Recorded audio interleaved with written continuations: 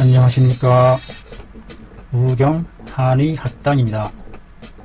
유도주 교수님의 50년 임증 험한 정선이라는 책을 처음부터 끝까지 한문 글자풀이 해 나가고 있습니다. 오늘은 얼굴에 나는 뾰루지 좌창에 대한 사례가 되겠네요. 일종의 그 여드름과에 속하는 얼굴 뾰루지에 대한 사례를 공부해 봅니다.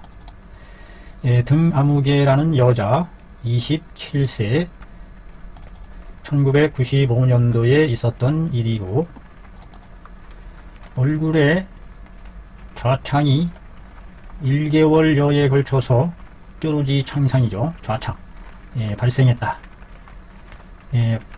밖으로 보약을 바르고 안으로 유생소 등 호르몬제를 복용해 보지만 좌창 뾰루지 창이 늘어나기만 하고 줄어들지를 않더라. 하하, 이거 큰일 났네요. 보약을 써도 안 나고 내복약을 먹어도 안 나고. 몸으로 인하여 이 사람이 뭐 큰 공사, 공적인 회사에서 공관이라는 직책을 맡고 있음으로 인해서 외관으로 아름답지 못한 모습이 심히 고통스러움이 되었다. 맡고 있는 직책이 큰 공사에서 공관의 직을 맡고 있다 보니 그 외관의 모습이 아주 큰 그 걸림돌이 되었던 것입니다. 소변색이 노란 것을 제외하고는 나머지는 특별하게 드러나게 이상한 것이 없는 상태였다. 이상한 것이 없었다. 참, 도대체 이거 왜 이렇게 뾰루지가 생겨나는 것일까? 뾰루지의 원인이 뭘까? 대단히 궁금합니다. 그 먹는 음식에 대해서 물어보니 평소에 신날 아주 매웁고 어하, 물고기, 새우와 같은 품목을 먹기를 좋아했다. 평소에 매운맛과 물고기, 새우와 같은 품목을 먹기를 좋아했다. 그것이 원인이 될 수 있나 보죠. 그 혀를 보니 붉고 설태는 약간 노랗고 맥은 팽팽하면서 가느다랗고 약간 자주 뛰는 맥을 보이더라. 맥이 현세하고 약간 자주 뛰더라. 자주 뛰는 맥상이다. 자, 여러분들은 어떻게 변증을 내릴까요? 이와 같은 상태에서 무슨 근거로 이런 일이 생겼는지 그 발단의 원인을 찝어내야 되겠는데, 음식에 관련이 있는 것 같기도 하고요. 속열이 아주 많다는 거, 혀가 붉고 설태는 단박하고 노랗고 약간 노랗고 현맥이면서 세하다는 얘기는 혈류의 흐름이 아주 적다라는 것을 나타내 주는 것 같은데요. 현세하다. 자, 뭐라고 변증을 했을까요? 변증하기를 이것은 폐와 위에 열을 쌓아서 된 것이다. 쌓여있는 열 때문이다. 폐와 위에 경락의 흐름을 따라서 위로 얼굴로 쪄올라간 것이다. 그래서 그 손상됨이 기와 혈액까지 미친 것이다. 그러므로 폐와 위의 열을 씻어내 주어야 한다. 하하. 폐와 위에 관련된 일이었다는 얘기입니다. 폐위. 뭘 근거로 해서 폐와 위에 쌓여있는 열이 발동이 됐다고 보는 것인지 제 소견으로는 전혀 다가오지 않습니다. 위에 열이 쌓였을 가능성은 있네요. 매운 거, 고칼로리의 음식을 먹어서 너무 많이 먹다 보면 위열이 쌓여 있을 수 있다는 얘기고, 현맥이 미세하게 나타났다는데 현맥과는 관계없는 폐와 위로다가 위에 문제를 제기했다는 얘기죠. 이것이 조금 증과 증에 대한 해석이 좀 들어맞지 않는 그런 감이 있어 보입니다. 어쨌든 처방으로 비파엽, 염교, 치자, 탈남근, 상피, 황금, 현삼, 단피 이와 같이 이루어졌네요.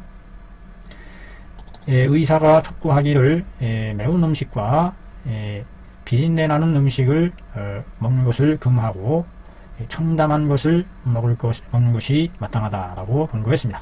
청담한 음식, 시원하고 단박한 음식을 먹어라.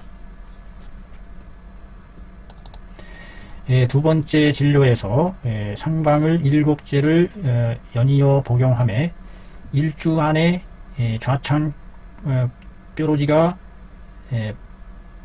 생겨나지 않았고, 다만 원래부터 있었던 연기 낀 듯 한 종기가 드러나게 바뀌지는 않더라. 연기 낀 듯한 그 종창이 드러나게 대변하지는 않더라. 그 수족의 심이 손바닥 발바닥이 항상 장렬하다고 호소하였다. 그래서 상방에다가 다시 자화지정 지죽피를 더하여 청열해독 피를 서늘하게 하는 힘을 증강시켜 주었다. 모두 30여제를 복용하니 꾸준히 먹어야 되는군요. 금방 한두 제 먹어서 되는 게 아니죠. 한두 제 먹어봐서 안 되니까 안 되나 보다 하고 포기하는 일이 너무 많습니다. 왜 그러느냐? 그거에 대한 치료 사례 경험과 확신이 없기 때문에 자신있게 밀고 나가지 못하는 그런 점이 너무 많습니다. 30여제를 복용하며 얼굴 부위가 점차적으로 방향 빛나고 아주 상쾌해지고, 그 맺어졌던 딱지들이, 결가들이 딱지 가짜입니다. 종창에서 뾰루지의 그 딱지들이 소재 없어졌다.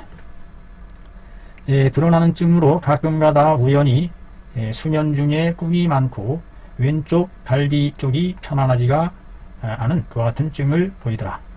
그래서 이번에는 별도로 단치 소요선을 사용해서 청설 간경 울열해 주었다. 간경에 울체된 열을 깨끗이 씻어 주어서 공고 요효 치료 효과를 확고하게 다졌다 라는 얘기입니다. 참 놀랍습니다. 이게 얼굴 뾰루지가 이렇게 간단하게 치료되었다니 놀라움을 금치 못합니다. 살피는 글 소문 생기 통천론에 이르기를 한사가 핏박에 들어와 땀띠기사가 된다. 땀띠기가 되었다가 이 땀띠기가 더 울결되어 맺혀지면 이에 뾰루지 자자 뾰루지가 된다. 땀띠기에서부터 뾰루지로 발전되는 내용을 말하고 있습니다. 설명해주고 있다. 이 땀띠기, 즉 이것을 분자라고 하죠. 분자. 땀띠기는 땀띠기와 이 뾰루지와 같은 질병은 몸으로부터 말미암아서 생긴다. 풍한이 울결되어서 열로 화하여 가라는 것이다. 그렇죠. 땀띠기라든지 종기라든지 이런 거, 이것이 풍한과 관련되어 있는 것으로 몰아가는군요. 풍열이 밖으로부터 핍박함에 매번 폐를 범하기가 쉽다. 풍열이라는 것이 밖으로부터 핍박해 올 때에는 매번 폐를 범하기가 쉽다. 폐가 손상되기 쉽다는 얘기군요. 풍에 의해서. 여기는 풍열인데 말이죠. 의존 금감 외과 신법 요결의 이 증은 폐경의 혈열로 말미암아서 이루어진 것이다. 폐경의 혈열로 말미암아서 이루어진 것이다 라고 했다 이 말이죠. 폐경에 혈열이 생겼다는 게 뭘 말하는 것인가요? 혈열이 생겼다니 폐에서 혈이 울체됐다는 얘기인가요? 참 생소한 내용이네요. 혈열, 기를 주장하는 폐인데,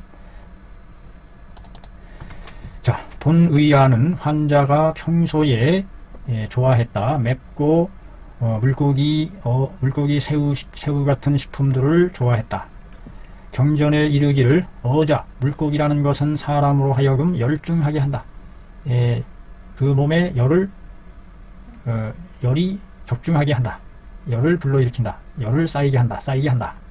그러므로 그 먹는 것이 오래 지속되면 열독이 안에서 생겨나게 되고, 이것이 양명에 쌓여 모인다. 열독이 양명 위에 양명경은 얼굴 부분으로 행하니 만약에 쌓인 열이 양명위경을 따라서 위로 공격하게 되면 즉 그것이 발하여 좌창 뾰루지가 되는 것이다. 하하, 얼굴에 생기는 뾰루지는 바로 위열과 관련되어 있다는 것을 지금 말해주고 있습니다. 아하, 위경을 통해서 솟구쳐 올라서 뾰루지가 생긴다. 위에 문제가 있을 때 생기는 것이다 라고 이해를 하면 되겠네요. 총괄컨대 본증은 모두 폐와 위에 쌓여있는 열로 인해서 생긴 것이다. 그러니 이것을 치료함에 있어서는 마땅히 폐 위를 청설시키는 것을 법으로 해야 한다. 그래서 윤호께서 사용한 바의 방약은 의정금감의 비파 청폐음과 관계되어 있다. 연계되어 있다. 이것이 바로 폐풍으로 인한 분자를 주로 치료하는 그 같은 기능이 있다는 거죠. 그래서 비파 청폐음을 가감해서 이루어진 것이다. 의정금감에 있는 처방을 적절히 활용해서 사용한 예가 되겠습니다. 놀랍습니다. 의정금감이라는 책을 또 언제 이렇게 파헤쳐서 저기를 했는지. 비파역과 300피와 황금을 사용함으로 해서 폐 위에 있는 화를 씻어내고 발설시켰다. 비파와 300피와 황금이, 특히 이 비파라는 것이 폐기를 격동시키는 아주 좋은 약재로서 작용이 된다는 것을 알게 됩니다. 연교와 팔남근은 경락에 있는 화독을 흐트러뜨린다.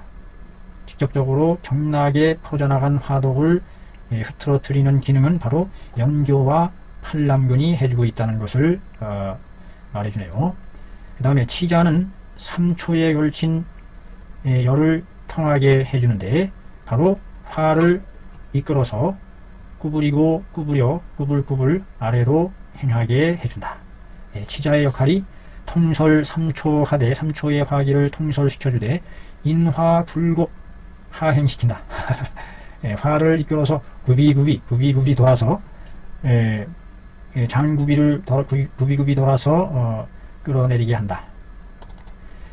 그 혀가 붉고 맥이 세삭하는 것으로 인하여 볼 때에 이거는 바로 열이 왕성하여 음을 손상시킨 모양이 있는 것이다. 혀가 붉고 맥이 세삭, 다 말라 들어가는 거죠. 진액이 세삭하다는 것은. 그러므로 용 단피 현삼하여 단피와 현삼을 사용해서 청열 양혈시키고 열을 씻어내고 피를 식혀주고 서늘하게 하고 독을 풀어주고 음을 길러 주었던 것이다. 각자의 그 약재가 쓰여진 용도를 잘 풀어서 설명해 주어서 방에 대한 해설로 그 병리 기전을 풀어나가는 처방의 이치를 잘 깨우쳐주고 있어서 너무 좋은 공부가 되었습니다. 감사합니다. 병리에 대한 해석을 정통 한의학적인 이론으로서 풀어나간다는 점, 이것이 제대로 된 한의학을 풀어나가는 방법이라고 생각되어서 이 책을 처음부터 끝까지 통독, 완판 통독 하기로 마음을 먹었던 것입니다.